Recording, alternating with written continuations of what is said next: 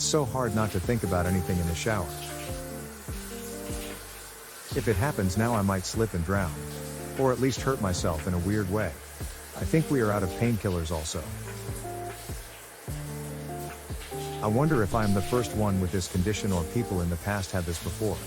People in the past didn't even have painkillers. People were probably a lot more grumpy back then. Painkillers are such a blessing sometimes. I must put them on the shopping list.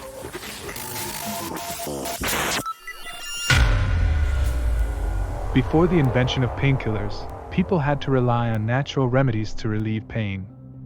These remedies were often ineffective, and sometimes even dangerous.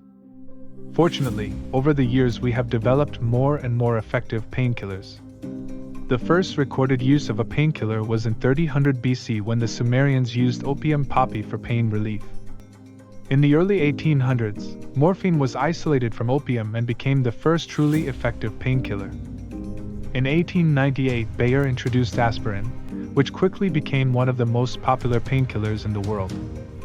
In the mid-1900s, new synthetic painkillers such as acetaminophen and ibuprofen were introduced. These drugs are now some of the most commonly used painkillers. Over the past few decades, we have also developed powerful opioid painkillers such as oxycodone and hydrocodone.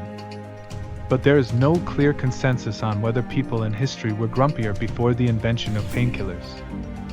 Some historians believe that people were generally more stoic in the face of pain, also because humans were used to pain, and it was normal for those times. Scientists believe that the wide availability of painkillers nowadays simply makes it less acceptable for people to tolerate pain. But the general strives to reduce pain was always there, so that in history people of higher class were able to find relief from their pain. Mostly used throughout the years were alcohol and opium. It is known that many former rulers, like for example Emperor Nero, Napoleon, Alexander the Great, Cleopatra and many more took opium. Historians assume that Cleopatra sweetened her free death with opium. Let's have a general look at the pros and cons of painkillers.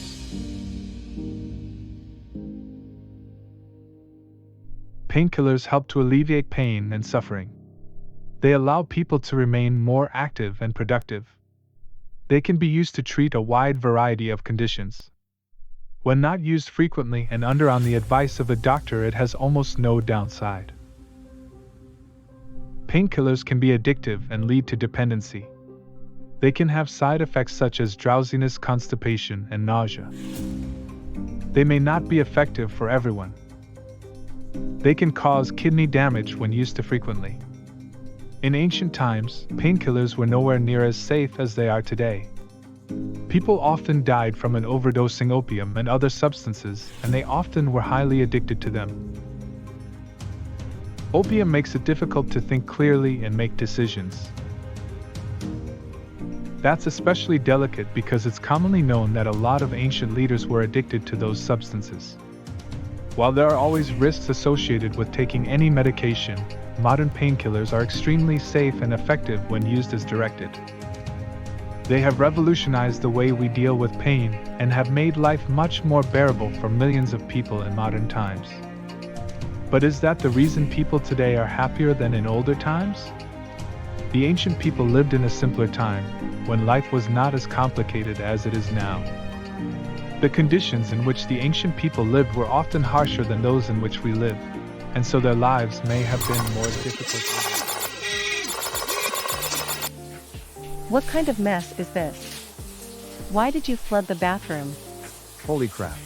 I had a glitch dream under the shower. It's so annoying. It was about the history of painkillers. What is wrong with you, Matthew? I think I need a painkiller myself now. I am sorry, honey.